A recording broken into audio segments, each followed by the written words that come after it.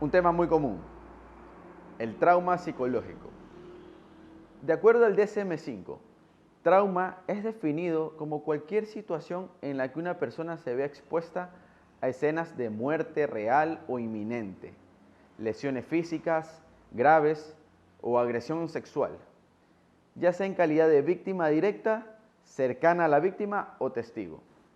El CIE-11 lo conceptualiza como cualquier exposición a una situación estresante de naturaleza excepcionalmente amenazante u horrorizante, que probablemente producirá un malestar profundo en la mayoría de las personas.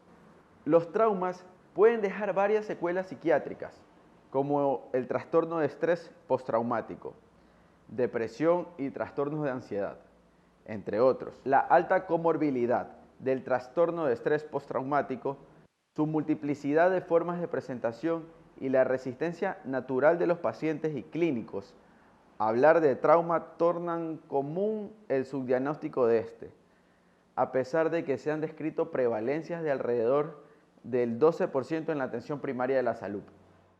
Del total de personas que viven un trauma, aproximadamente el 14% desarrollará un TPT, siendo mayor en aquellas ocasiones por la acción intencional de terceros, como por ejemplo violaciones, asalto, guerra, terrorismo, etc. El trauma produce un cambio en nuestro sentido del yo, en nuestro sentido del significado del mundo, de su seguridad y de su racionalidad. Entonces, ¿cómo se origina el trauma? Una situación es traumática cuando un suceso o conjunto de sucesos llegan a definir la manera en que las personas organizan las subsiguientes percepciones.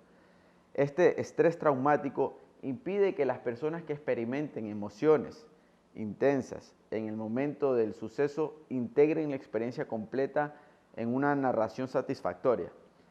Lo vivido como traumático dificulta la integración del pasado en el presente, comportándose como si estuviera en el pasado. Es decir, vivimos en el presente el pasado. Esto hace que la persona reaccione de manera desproporcionada a una situación actual. Esta situación produce el malestar propio de su impacto en la persona, pero a la vez dispara el recuerdo traumático, añadiéndose el malestar asociado al mismo con el malestar específico de la situación presente.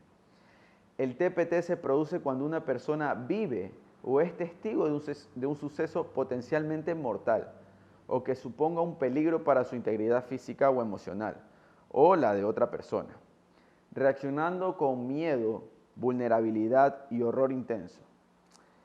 Si este suceso no se integra bien, la persona desarrolla con el tiempo síntomas muy disfuncionales.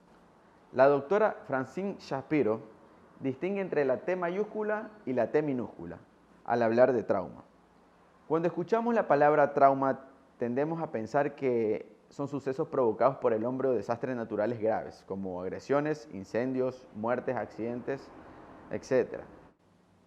Lo que supondría esto trauma con T mayúscula. Pero también está el otro tipo de traumas con T minúscula, que pueden ser más sutiles o pasar desapercibidos incluso desde el exterior, pero que también suponen un impacto sobre las creencias que las personas tienen sobre sí mismas, sobre los demás y sobre el mundo. En este sentido, podemos considerar el trauma como un defecto de integración en un individuo, una diada, una familia o una comunidad. Los estados postraumáticos abundan en experiencias rígidas o caóticas que prolongan la devastación del trauma del pasado, mucho tiempo después de los incidentes iniciales. Según el PAI, que es el procesamiento adaptativo de la información, tomando como concepto las redes neuronales. Cada experiencia que vivimos crea redes neuronales nuevas, a la vez que éstas se integran en redes neuronales preexistentes. Las experiencias perturbadoras, en cambio, pueden crear redes neuronales que no se procesan y que no se integran en las preexistentes. Estas redes traumáticas no integradas son el origen de la psicopatología y del sufrimiento emocional posterior. Esto lo podemos entender mejor cuando veamos el módulo de la terapia EMDR. Una de las interrogantes es que si es recomendable o no el uso de psicofármacos en pacientes con TPT. Usualmente no se utilizan psicofármacos como primera opción de tratamiento, Sin embargo, en pacientes que sufran graves síntomas como de ansiedad, puede recomendarse y hacer las consideraciones deben tomarse en cuenta para incluir medicación. El trabajo en conjunto, psicólogo-psiquiatra, es esencial y no se puede pasar por alto. Debemos tener en claro algo, y es que el psicólogo no puede medicar. Entre las terapias para tratar el trauma existen varias. Por ejemplo, podemos tomar como referencia a las terapias de la segunda generación, o las terapias tradicionales, que son las cognitivas conductuales.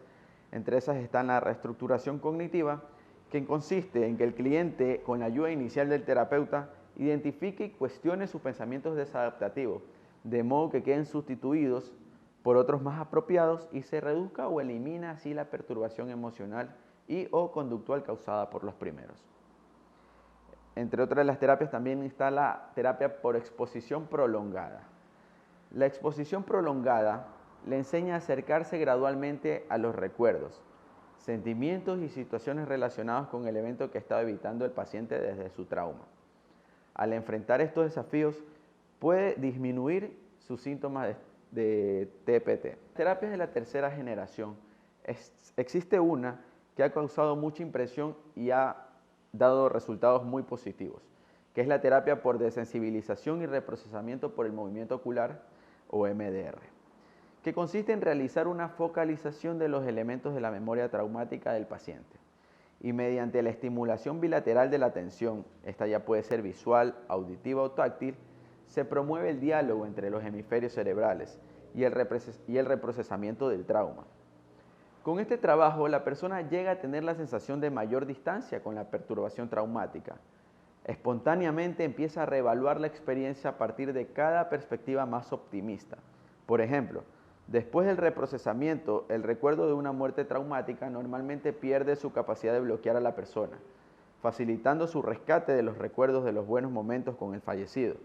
A partir de estos cambios en la narrativa interna, la persona puede organizarse mejor, superar sentimientos de culpa inadecuados, planear mejor hacia el futuro y desear cosas mejores para él mismo.